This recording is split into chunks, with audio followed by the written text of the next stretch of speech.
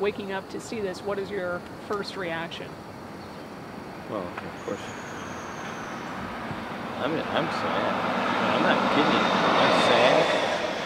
I'm going to church, okay? I'm questioning the competency of government. We're seeing that across the range. The competency of the federal government. I question sometimes the competency of our state government. And I really hope and pray that the NRA will stop asking us to have silencers. That would have been a real plus here, wouldn't it? Okay? So, we don't need automatic weapons, we don't need silencers, we don't need high-volume magazines. This is all about power, and some people want to assert their power in the lobby halls, and some want to assert it out of the window of a motel, okay? We got to get off the power kick and start talking reasonable, you know? In the 30s, and the 40s and 50s, we had gun laws in this country, and we all survived, and our democracy thrived. But now what's under threat is the right of assembly. The First Amendment guarantees me the right of assembly. Where do I want to go now? Do I want to go to an indoor place like that nightclub in Orlando, I believe it was? Do I want to go to a public school like in Connecticut? Do I want to go sit outdoors and listen to a rock concert? Where am I going to be safe? Where can I assemble? We better start talking about that right, as well as the right of individuals to assert power. I'm over this power kick. And how many handguns in the pockets or on the hips of how many people at that concert would have done no good?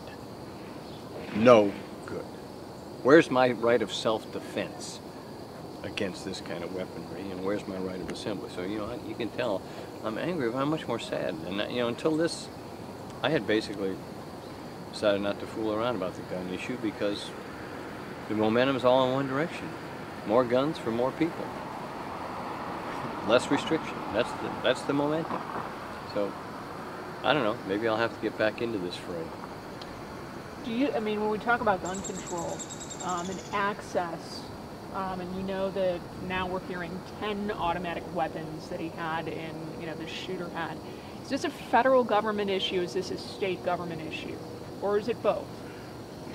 Well, the Congress is attempting to assert control and order us all to have the same sort of system, which is a system of no control. The Congress is trying to tell us we have to have silencers on guns. So, I don't know. Here's what's really going to happen, and it's obvious what's going to happen. We're going to do to our hotels what we did to our airports, okay? It's just that simple. I mean, I'm not going to go to a hotel where a guy can check in with 10 weapons I'm hearing. Maybe it was only 3. I don't want to be in that hotel, okay? No offense. It's a nice hotel. Been by it, okay? So, we're going to spend, potentially, hundreds of millions of dollars on, you know, detectors. Detectors at schools, detectors at concert venues. We already have them, as I understand it, at the indoor venues. But outdoor venues, what are we going to do? You know, I go to the Indians games downtown. It's right across from a hotel. I don't go through a metal detector. Do we need one now at the Indians games? I mean, where does this go? So, I think this is these numbers are frightening. Frightening. The number of people killed and injured. And the impact on the tourist economy. I heard a guy on there. Look, there's a difference that I'm very familiar with between being a personal victim, okay, attacked by someone who wants to do you ill.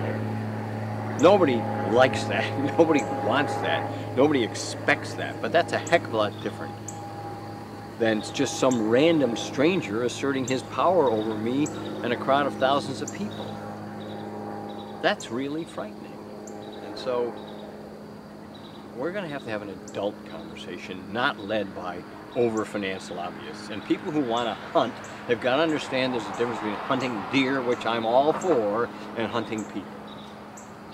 And if we can't make that distinction clear, then we're going to continue to have these problems. But it's frightening that it got so big. I mean, you'd thought there was sort of some kind of a limit to what one person could do, but the answer is apparently not, you know. So a conversation that you want to have at the State House? Are you going to bring this up again, or? I'm not inclined to bring it up. I've said it. The people who love the guns without limitations, love the NRA, don't care about my public assembly, don't care about the cost of metal detectors, they need to have the conversation. They have to lead the conversation. They have to admit that certain weapons are dangerous and that we need to deal with it. If they can't admit that, there's no point conversing with them. What can I say? What am I to say to them? Okay? So, good luck. We have a balcony in the Indiana General Assembly. Somebody up there, I'm not what could be there. Now we have, metal detectors. But of course, members of the General Assembly and others are free to carry their guns into the State House, and they do. Okay. So, fear and power, that's all this has ever been about. The fear of the public, going to public events, and the power of those who want to assert their rights endlessly, and those who want to, the tiny number who actually want to go shoot people to show their power. That's what we're dealing with, is fear and power. And my reaction is, there's nothing I can do until they come to the table and say, maybe we ought to do something. And they're not there. And I don't know if they'll be there after this. So, that's all I got to say. So you're not hopeful? No, I'm not hopeful. What basis do I have to be hopeful? Look, there's a group that has limitless millions of dollars, and that controls one of our political parties, okay? How do I deal with them? They control the party that has the majority in most states, including mine. So they got to make it up. The Republican Party and the NRA have got to sit down and have a discussion about what my future is, okay? I'm on the receiving end of this. The public is on the receiving end of this. What am I going to push for? If they can't have an honest conversation among themselves as to whether there's some limits, they're out there trying to nationalize the laws on guns, meaning in a liberal way, open them up, and give us silencers on weapons. Okay. How can I stop them? They got all the money, they got the courts, got the Supreme Court that said the Second Amendment is endless. Okay.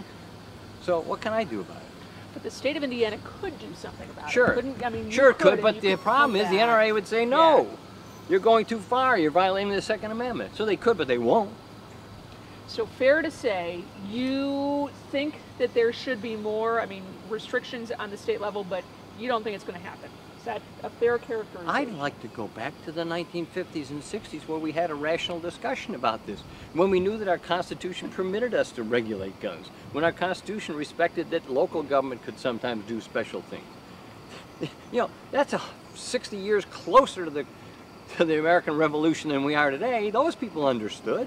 But we no longer understand because there's a lobby and it's about money and legislative power and primaries.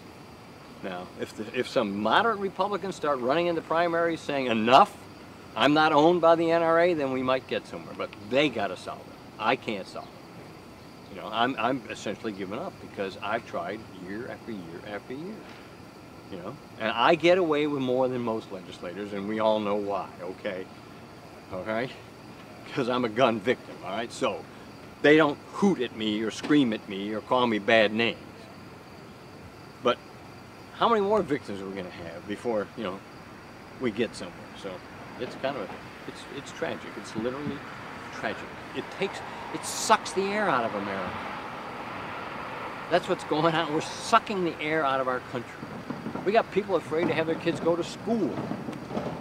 All right, now we got people afraid to go to a rock concert or a country music concert. We've got to move past this. But they've got to.